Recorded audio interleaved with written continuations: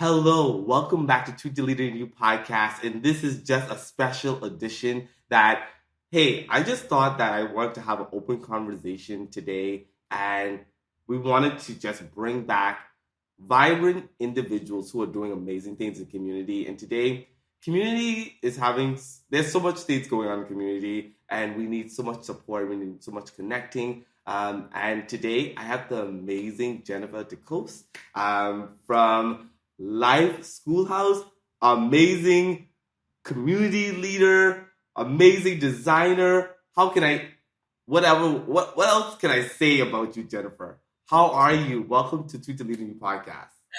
I'm well. Thank you so much. And to get that kind of a recommendation from you, like the supreme connector of community, that's really lovely. Yeah. Jennifer, I admire your work and I admire you. I remember meeting Jennifer back, I think was it last year we met each other? Last year, I think, or a year before. Probably that would have been the first time in this lifetime, but this is now. Yeah. Just connecting and being able to take care of self. And today we're going to be talking about community development, but also from a focus of how to support each other and how to support ourselves as we connect in community and build. And so, Jennifer, I'm going to start this conversation. Tell us about yourself. Tell us about the work you do to start off this conversation so that individuals know who's listening to this podcast. So, yeah. That's funny. We were just talking about this yesterday, how like that dinner party conversation, that question where it's like, what do you do for a living? I have never had the right answer for that. Yeah. Because it's all the things. I'm a mom. I have two boys. And I have many critters running around all over the place. I live in a rural community in Nova Scotia. I do my work all over the world, but I love where I am. I'm very intentional about the work that I do here. I would say I'm a community caretaker. Testing, 1, 2, testing. That's okay. We had a bit of a background noise there. Sorry about that. Yeah, so like community caretaker has kind of been my role for many years. And it's really just about how I wanted to raise my kids, how I want to help raise kids in our own community, how I want to build the world that I want to live in. So that's my... That's so amazing. One of the things, talking about you being as a mother first, it's so important knowing that you start your community from your household, and that's how we should always start. That's our first obligation and connecting with ourselves and our family members before serving and going out to community is really important. Jennifer, we're going to go into the conversation, but I just want to know, I've been asking questions about defining community in your own personal way. So, what does community mean to you, and how do you define it? Yeah, let's go into that. I mean, it's meant different things to me at different points in my life, for sure. I remember in my 20s, and you're trying to move to a new place, and you try to just meet people, like have a sense of neighborliness or like a sense of safety associated with knowing others. Living in big cities, that's always been a big factor of community for me. But every year that passes, I think I understand community differently. And ultimately, to me, community is connections, to connections that have a sense of dignity, where you feel seen and valued in your connection with the others around you. Validated for your uniqueness is also really important to me. Reciprocity. So when I lean in, that there are others that are leaning in with me. All of that is the type of is how I would define strong connections with community. Seen and value. I Mm. love those two words that stood out to me. What are your values as a leader, as a person who does a lot of things, but what do you stand for as you approach community? What are your values, passions, connections in that area? Yeah. Ooh, that is like the big question, isn't it? It is. It's a big Oh one. my. I mean, I know what I say no to lately. I'm getting really clear about that. Like, I think for me, how my work in community shows up is that it has to center around care. Care for all kinds of different people who are in my community. care at the center of the work. Like care is the work for me. Yeah. And if that is the piece that's missing, no matter how exciting the project is, no matter what else might be going on, the people might be well trusted individuals in my life, but if we're not centered on care at the core of the work, care at the center of the relationship, it just doesn't work for me at this stage. I think that there's an evolution. The way that I do my work is, like you said, it's a lot of it's in my home. Like a lot of it involves like very vulnerable connections with others, and it's like the opposite of that extractive nature of patriarchy, right? Like the model of scaling this work really small and deep and in a horizontal way, how we can do our work just with the few things that we have, and with the power that rests around like a kitchen table, or just being together with other humans that we care for. That's something that guides me in choosing where to give my time and my power and my attention. And that's been really formative for me, and coming together with a lot more clarity, I'd say, over the last 5 to 10 years. Wow, that's so amazing, and it's so good to put different settings and tune and welcoming people. And I love the kitchen style conversation when you're bringing people and gathering them. I love the wood fire under under wooden fire in the woods to connecting. Talking about you have an amazing place where you live, Firelock, which is an amazing place of peace, calmness, welcoming space, atmosphere. Let's talk a little bit about Firelock. What is Firelock and all that good stuff? And then I have a part two question to that that connects to how are you ensuring that all voices are heard in your community, but also through the presence of Firelock as well. Yeah, yeah.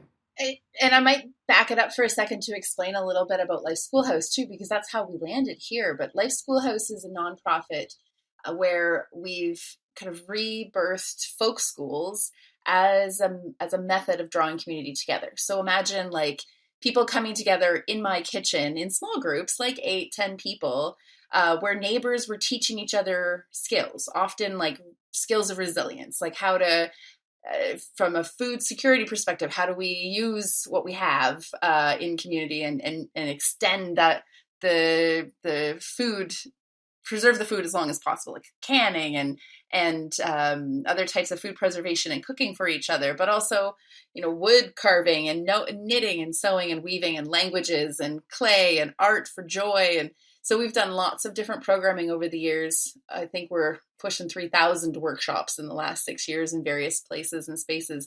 But it really just started at my kitchen table where neighbors could come together and teach each other. All of our programming has always been barter based. So there's no money that's involved in people gathering through the Life Schoolhouse. Anyone who comes to teach a skill is offering that skill freely to their community. And the people who are coming to learn the skill are individuals who are bringing gifts to barter for the skill. So I'm going to bring you, if I've made banana bread, I'm going to make an extra loaf for you. Or if I have, even just a poem to share or something that I've made or built or have extra of, the idea is that we can build community by exchanging these gifts with each other. So we ran that programming for years, couple years. It was started to expand and people were doing all kinds of great things before the pandemic. And then pandemic times just shifted a lot of community building. Like that was hard. Those couple of years were really challenging how we think about togetherness when we couldn't be together, right? Like how do you keep the community connected? So we live in the Atlantic bubble. We were very much still able to gather in small groups, which was kind of our jam. So we felt the pressure to continue programming during the time where we were also feeling like this grief and this weight of the world and So we just kept doing programming and expanding. We did like a lot of food-based programming, feeding our community and connecting and taking care of each other, which is great. But also, I had 2 kids that were home. They didn't go to school for what felt like 2 years. Like it was very heavy and hard. And I experienced a lot of burnout. Like it was really challenging. And I looked around and thought, my goodness, I'm sharing this model of community development that asks a ton of vulnerability. Like you're those who want to host folk schools are doing so in their homes, or at least they're being the primary organizer in a community space, like in a third space, like they're gathering at a library or they're gathering in a park, but they're still taking on that role of caretaking. The hosts who are organizing this are doing a lot. And my worry was, I don't want to be the person that's inviting others into burnout. What have I learned about how this feels in my body, and how can I help teach others how to continue to do really good, important work in our communities, but not get to that point where you feel like you can't stop, or where the work that you're doing that brings you so much joy is also, bleeding you dry in terms of your energy. Because that happens a lot with nonprofit work. It happens a lot with community-led volunteer-based projects like the Life Schoolhouse. So yeah, we left the city. We moved a couple of years ago, just 2 actually exact years ago this month. And we've built out this space called Firelock. And the intention in this retreat space is to provide programming for the nonprofit sector, for charities, for anyone who's contributing in the community sector, to come and rest and rejuvenate, to find some peace, to find each other, to build kind of connections with each other, so that those supports with others who are doing really good, deep work in community have a chance to talk about it, talk about some of the things that you don't want to say out loud to anybody else, or maybe things that people wouldn't understand because they're not in the work. Firelock is this space for Atlantic Canadians who are doing this work to come together and talk about how we do a better job of taking care of our caretakers who are out in the community and organizing all kinds of different community-based gatherings. So that is our newest project, and it's definitely an evolution from one to the next, because as all social innovation is, once you swim upstream a little bit and you figure out what are why people keep falling in the river, then you have you can't unsee that, and then you have to do the work that you can do to contribute to making that change too. So we found burnout and then tried to find our way to contribute to solving for it, and that's where Firelock came from. Yeah, that's amazing. I think I heard the full story of Firelock, but I think I'm hearing this clear perspective of Firelock now, which is really good. And Firelock is a space I've experienced it myself, being in the woods and being able to have pizza on a wooden oven stove, and being able to connect with individuals from different perspectives, and being able to just sing along and laugh and enjoy life, and being able to be in peace and stuff like that. And that's with supporting each other during the time of need, and during the time of just comfort, and just wanting to just be heard, and wanting to be loved on, and wanting to be supported and stuff like that. How are you feeling as a leader who works hard every day to serve community? That's a question that sometimes we don't ask that question. How are you feeling? How are you doing? Because we feel like sometimes we expect so much from leaders to say, "Oh, you got this. You have to do this. You got this, and you're passionate. So, what else can you do?" So, how are you feeling? Yeah, better now, because there's been so much work that needed to be done over the last couple of years to understand how I got myself in that place that I'd been in before. I would say, how am I feeling now? Hopeful. Yeah. I'm a part of so many fascinating conversations with partners like all over the world, who are really talking more about like the practices of peace building, the practices of horizontal organizing. So that reciprocity piece that I spoke about earlier, like if I'm going to do this, what we've said about Firelock is like, I can only get it so far. I can create the space, and I can host the space. I can make sure that when you come here, you feel joy, you feel the love, you feel access to those things at the very least. But I need a whole lot of people contributing to the vision, who have many different talents, people who can come here who are arts therapists, people who have a background in trauma, people who, are healing practitioners. I can do what I can do, and I definitely need others to lean in with their skills for this to be successful. And I'm so hopeful because I'm really seeing that type of horizontal organizing. People are starting to get it. People are starting to show up for it differently. Like, it isn't about build a business and sell things and pitch hard and take away from what other people are building for the betterment of your own initiative. Like, it's really about how do we take what we have, what we've identified as a challenge too, and then pull together all of the skills and not ask one person to do everything anymore.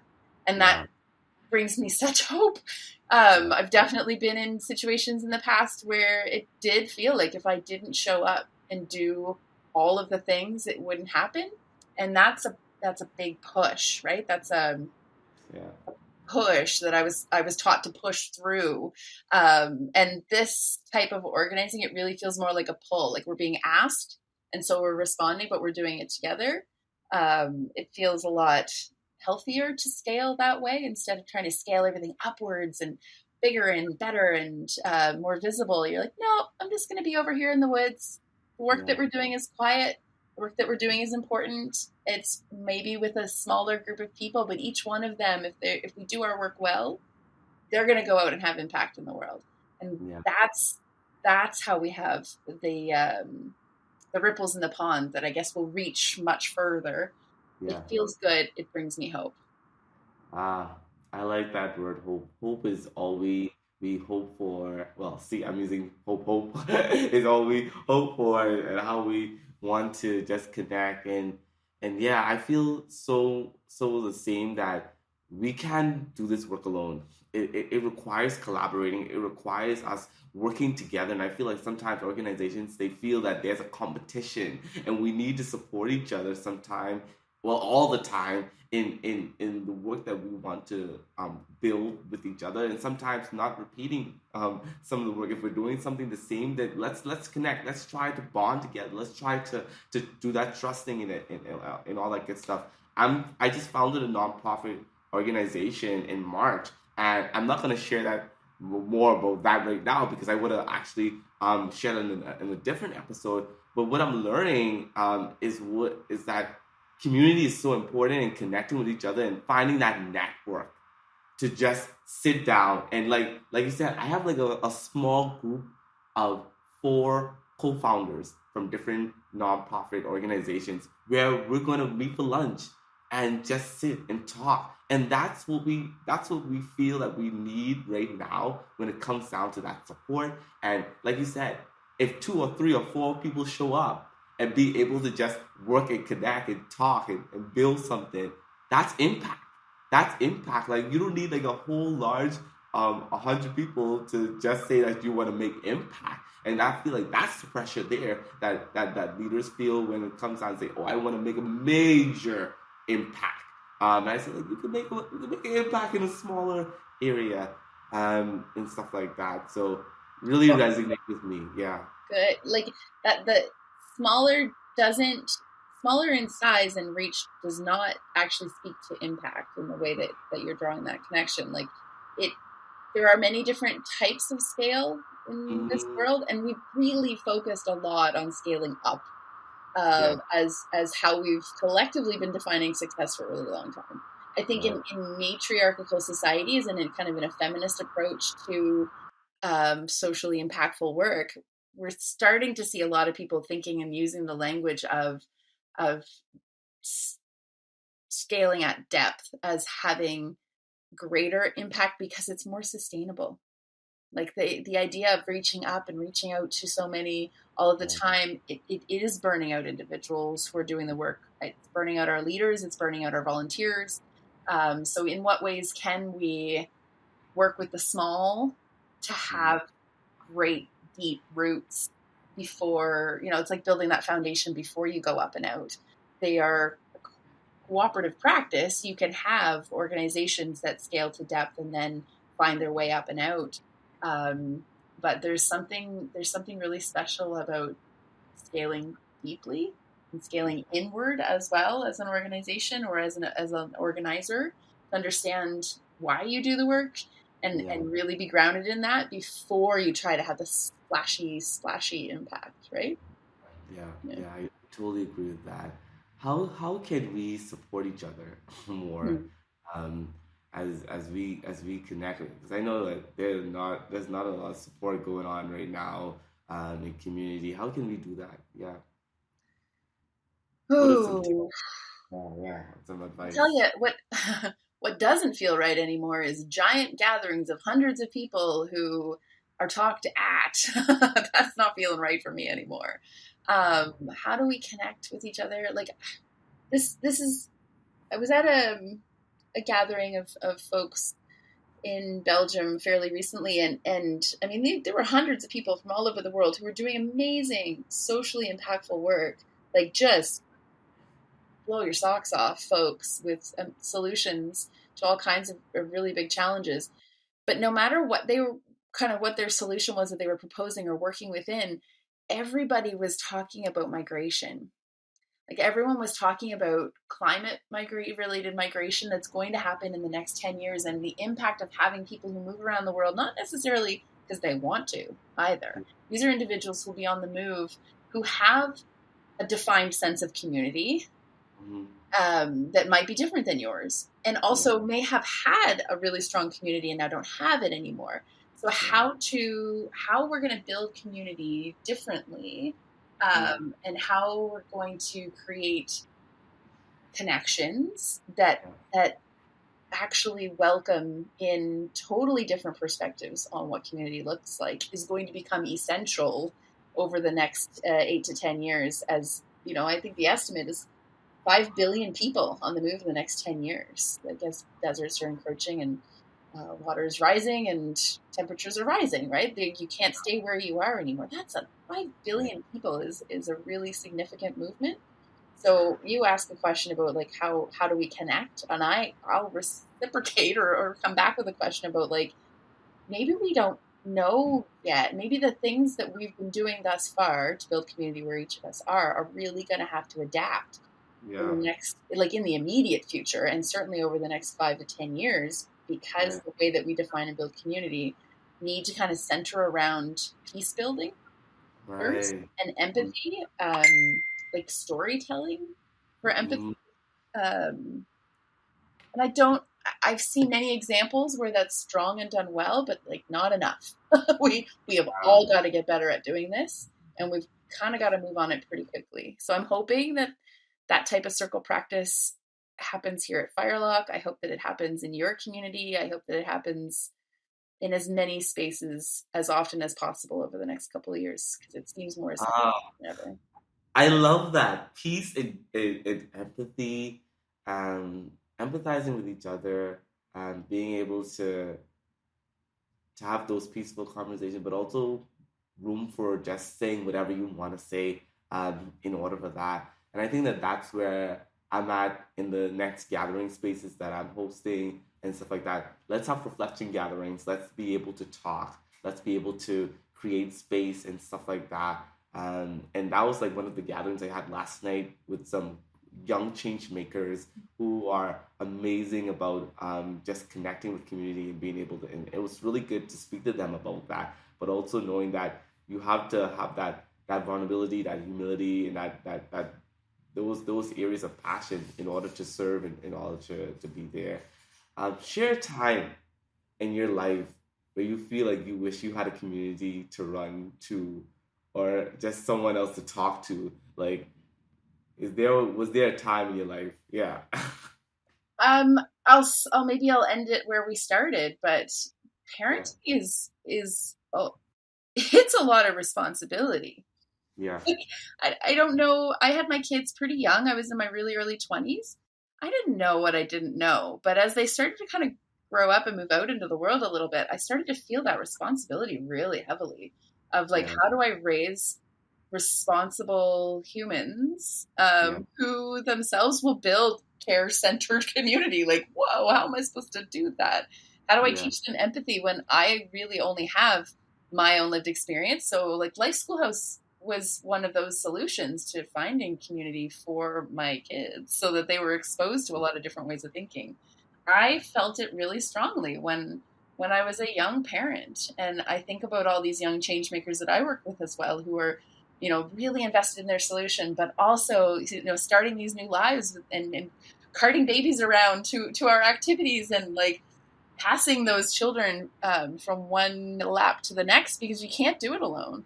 Like, not Yeah. only can you not take care of like the physical needs of a child, but like their social upbringing needs to be a shared responsibility. And I don't know that we're totally set up for that. I didn't find it when I went looking for it, so I built it for my two. Yeah. And I think that is definitely a time in my life where I felt like the most vulnerable was when I was trying to figure out how to raise two empathetic, respectful, stable, well-connected, tiny humans. So maybe we need more supports for people in that phase of life. For sure, it's hard. I love that. I love that. In parenting, yes. I haven't started my journey of that yet. So I don't know, but I definitely know that definitely supports in parenting is definitely area of connection. I'm so happy that you're a strong woman and someone who builds and be able to connect, and I really appreciate that. Wow, this is an amazing conversation. We need a part two of this conversation, a series basically of this conversation. I think I'm going to create a panel of individuals to bring together and talk about this because there needs to be more conversations on this, not just this episode. So one message that you have to inspire others before we leave in today's conversation. What do you have for us? One quote, one tip, one advice, whatever that you have for us. I'm just throwing it at you. Oh my goodness. What? Well, I mean that's a life's work to come up with your one sentence. I I would just want to leave everybody with the thought that this is super not eloquent, but like you can just do it. You can build the kind of world that you want to live in. You can raise your children in community. You can just do it. If you don't have, you're not finding what you need. I think everyone needs to remember that you can build it for yourself. So I'm really hoping that that is something that we stop waiting and we start engaging actively, and in that way we start to build the world we want to live in. Wow. Actually, I was just thinking that in my heart that you just said that. I say so it connected with me just now because I said, just do it, just be Kinda, about it. right? People that There's lots of actually reasons not to. I get it, but also if you really want it, you might have to lean in first and see who shows up for that when the invitation is put out. So just do it. do it. Wow, Jennifer, thank you so much for coming on today's episode. And we look forward to having you on next future episodes and stuff like that. If we do a Ladies panel, and it needs gentlemen, to be around the fire. We'll do a little fire oh, circle panel. oh yeah, I'll be in Nova Scotia soon to be able to sit in that fire community and hopefully creating the fire in Toronto as well. Yeah. Thank you so much again, a wonderful audience. Thank you so much for listening to this episode, and we will see you at the next one. Peace. Beautiful. Thanks. Take care.